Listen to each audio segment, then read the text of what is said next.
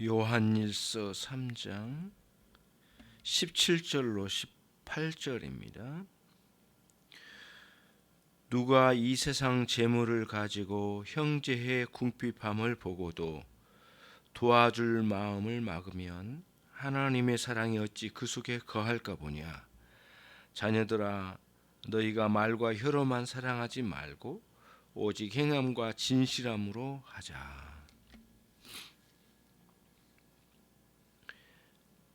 아버님 진료 문제로 지방에 다녀오고 또 광주로 이사 간 우리 차소리하고 차윤이 또 신방에서 만나고 왔습니다.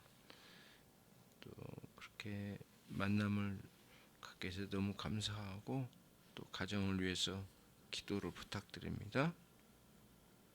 오늘은 지난번에 본문을 살펴보긴 했는데 조금 더 한 번 더 봐야 될 부분이 있어서 이 말씀을 다시 읽습니다. 말과 생각이 굉장히 중요하죠, 신앙생활에 있어서. 하지만 우리는 말과 생각이 멈춰버리는 위험성도 항상 또 있어요. 그렇죠? 그래서 이것도 우리들이 경계를 해야 하는 거죠. 17절에 보시면은요, 형제의 궁핍함을 보고도 도와줄 마음을 막으면이라고 되어 있거든요. 도와줄 마음이 뭔가 가다 끊겨버리게 되는 현상. 이것은 이제 하나의 신앙생활에 있어서의 실천적인 부분의 실패의 문제를 언급한 것이 분명해요. 왜냐하면은 그 다음 절에서도 이제 진실함과 행함으로 하자. 그 행함과 진실함으로 하자. 이런 다시 반복을 하는 것을 봐서도 그렇죠. 성경은 끊임없이 믿음과 순종을 균형 있게 강조를 해요. 심지어는 믿음과 순종은 떨어져 있는 게 아니다. 동전의 양면처럼 믿음과 순종은 항상 같이 가는 거거든요. 그래서 야고보 선생님도 행함이 없는 믿음은 죽은 믿음이라고 강조했던 이유도 거기에 있는 것 같아요. 오늘 우리 신앙생활에 있어서, 기독교 신앙생활에 있어서 우리의 삶과 또 경험적인 측면에서의 위험성을 분명히 언급하고 있어요. 그리고 또 우리들이 여기서 보는 것은 뭐냐면은 단순히 기독교인의 사랑, 그러니까 사랑의 수준의, 사랑의 영역만 말하는 게 아닌 것 같고요. 우리의 신앙생활의 전반이죠. 예배의 실천, 기도의 실천, 성경 읽기의 실천, 그렇죠? 이것은 하나의 믿음에 속해 있는 거라고 보는 거예요. 사도는 그런 관점에서 이거를 보려고 하는 것 같아요. 실천되어지지 않는 일들이 얼마나 위험한가, 이것을 이야기한 거죠. 그래서 계속 여기 본문에 형제 사랑이라고 하는 내용을 가지고 말한 것이긴 하지만 우리는 즉각적으로 우리의 신앙 전반에 대해서 적용해 볼 수 있는 말씀이 되는 것이죠. 결국은 이렇게 말과 생각으로만 멈춰버린 우리의 신앙이라면 그거는 철저히 실천적인 면에서 실패한 삶이다. 그 위험성을 너무 쉽게 간과하지 말라.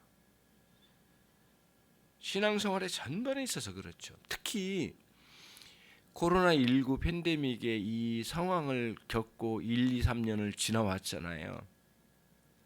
가장 크게 두드러진 기독교인의 실패를 드러낸 시기였잖아요. 그것 중에 여러 가지도 있겠지만은 말과 생각으로만 멈춰 있는 신앙생활의 실패를 너무 여실히 보여줬어요. 예배의 현장에 오는 것조차 힘든 상황이 되어버렸다고 하는 것이 뭐를 보여준 겁니까? 상황이 그렇게 만들었다기보다는 그동안에 그 이전에 우리의 신앙생활이 말과 생각으로만 멈춰 있고 실천적이고 행함이 없는 믿음이었음을 드러내는 아주 명백한 실예를 보여준 거죠. 수많은 사람들이 예배의 실제적인 현장에서 떠났잖아요.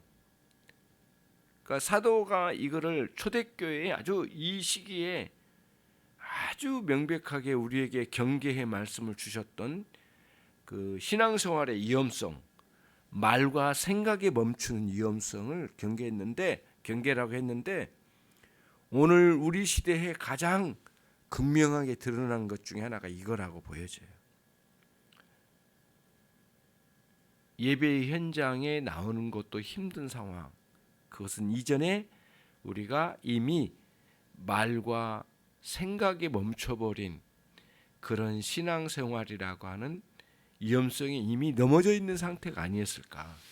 코로나19는 이거를 드러내는 계기가 됐던 것 같아요. 특히 이제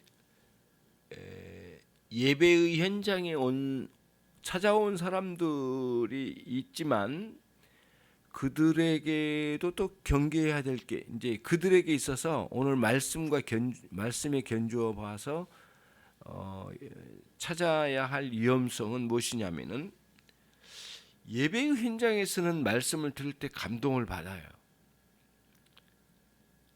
그렇죠. 그리고 예배의 현장에서 느낌도 굉장히 좋았어요.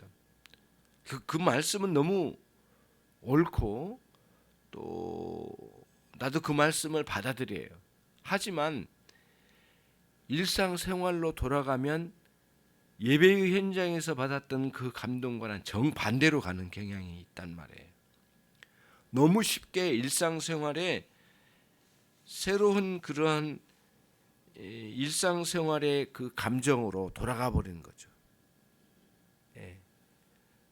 그래서 예배 현장에서 받았던 은혜와 그 은혜에서 경험됐던 감정과 느낌, 감동 이런 것들이 아주 쉽게 일상생활에서 버려지고 무시당하고 그래서 전혀 다른 생활의 실천으로 돌아서 버리고 그래서 심지어는 가족들도 이해가 안 되고 자기 자신도 잘 이해가 안 될 정도로 큰 차이를 두고 살아간 사람들이 이게 정말 기독교 신앙생활인가? 이런 문제를 사도 요한이 언급한 거죠. 말과 생각으로만 하지 말자. 행함과 진실함으로까지 가자. 그렇죠? 말과 생각을 하지 말라는 게 아니에요. 거기에 멈추고 행함과 진실함으로 이어나가지 못하고 있는 우리의 이 모습들이 부끄러운 거죠. 사도 요한은 이거를 아주 철저히 경계했어요. 왜 이렇게 강조했을까? 이 부분을 경계해서 사실은 그 믿는다고 말하지만 실제에 있어서 행함은 다르게 나갈 때에는 사실은 자기가 믿는다고 하는 교리를 부정하는 것이 돼버리잖아요. 실천적으로는 부정하는 것이 돼버리잖아요. 그래서 그 사상적으로 무신론자들이 세상에 많지만 교회 안에는 실천적인 무신론자가 있어요. 행하지 않는 삶, 실천하지 않는 삶. 이거는 굉장히 위험한 거고 오래 이렇게 지속될 때 그가 자기 자신도 자신이 신앙생활을 한 거에 대해서 굉장히 혼란을 겪게 될 거예요. 그래서 이것을 우리가 주의하라고 하는 거죠.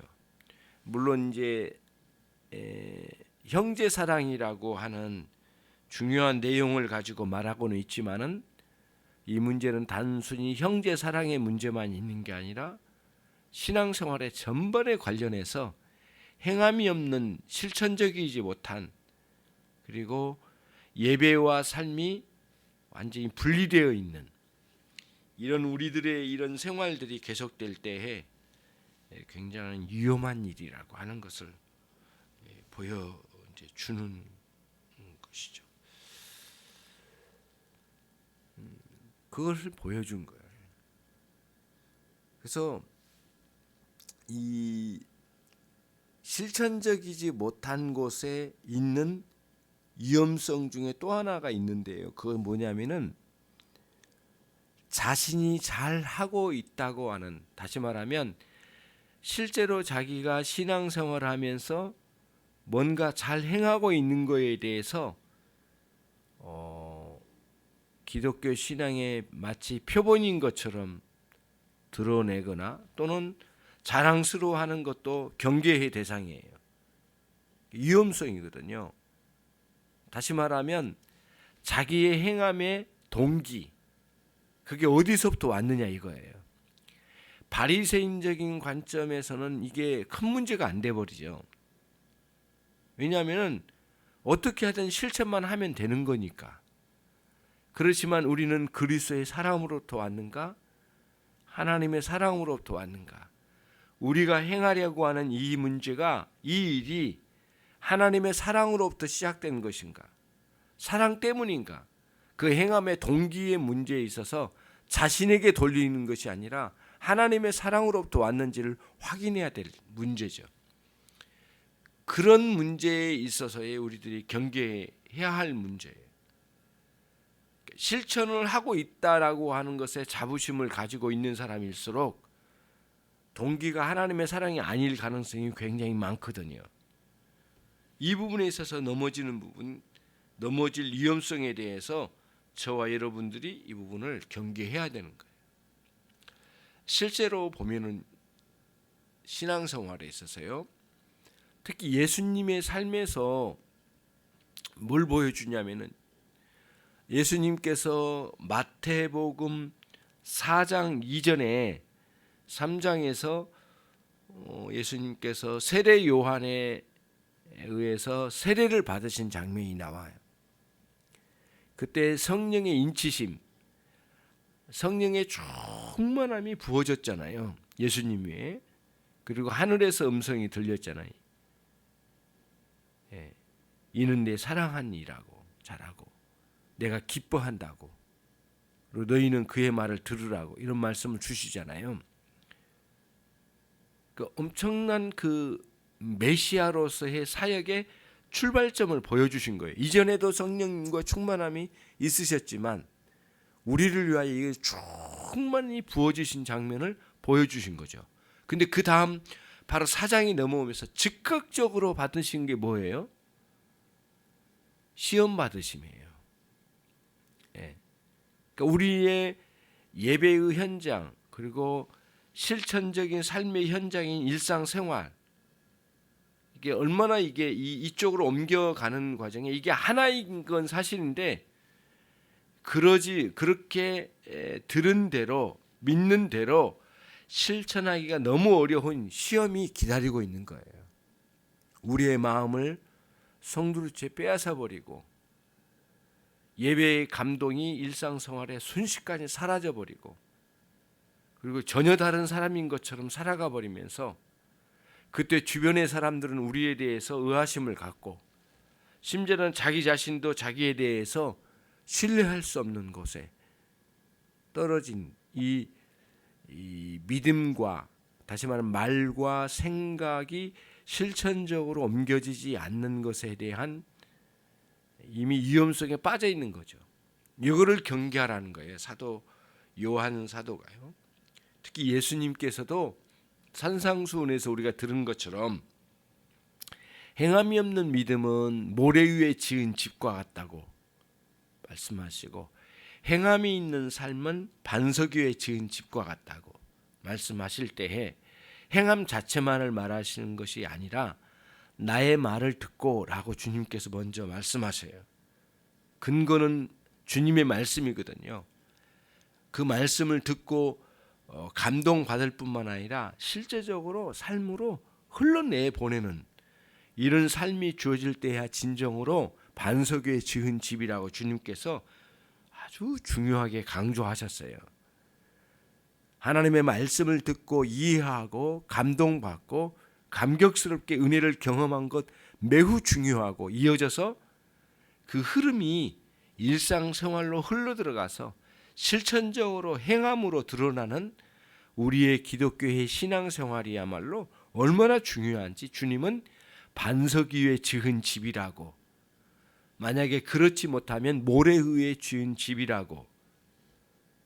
그러니까 코로나19 팬데믹의 과정 속에서 모래 위에 지은 집과 반석 위에 지은 집이 확연하게 드러나 버린 거죠. 이거를 우리들이 잘 염두에 두면 우리의 신앙생활이 이 부분에 있어서 참 크게 경계해야 할 부분이로구나 라고 우리들이 생각해 볼 수 있는 계기가 되었다라고 보는 겁니다. 결국 저와 여러분의 신앙생활의 이 행함의 진정한 동기가 하나님 사랑으로부터 시작되었는지, 그리고 그 사랑에 의해서 실행되어지고 있는 것인지, 그리고 내가 말과 생각에 멈춰버린 그런 어리석은 내 신앙생활에, 다시 말하면 모래 위에 집을 짓고 있는 어리석은 자가 아닌지, 이걸 돌아보는 계기로 삼아야 된다고 보는 것입니다. 무엇이 우리로 하여금 형제 사랑을 가로막고 있는지를 오늘 17절 말씀에 이야기해주고 있는 것처럼, 그리고 말과 행함과 진실함으로 우리가 사랑하자라고 하는 사도 요한의 이러한 간곡한 권고가 너무너무 우리 생활에 소중하게 와닿고 있는 말씀이 아닐 수가 없습니다. 주님 감사합니다. 오늘 또 복된 말씀을 통하여 우리의 삶을 돌아보게 하시고, 특히 어리석은 우리의 삶에 중에서도 행함이 없는 우리의 신앙생활, 그 위험성을 다시 돌아봅니다. 주님께서 우리를 진리의 말씀으로, 성령의 충만함으로 우리를 감화시켜 주시고, 주신 은혜를 따라 실천적으로 삶으로 흘러나가는 우리의 아름다운 삶이 되도록 인도해 주시기를 원합니다. 오늘도 주님을 의지합니다. 함께해 주옵소서. 예수 그리스도의 이름으로 기도 올리옵나이다.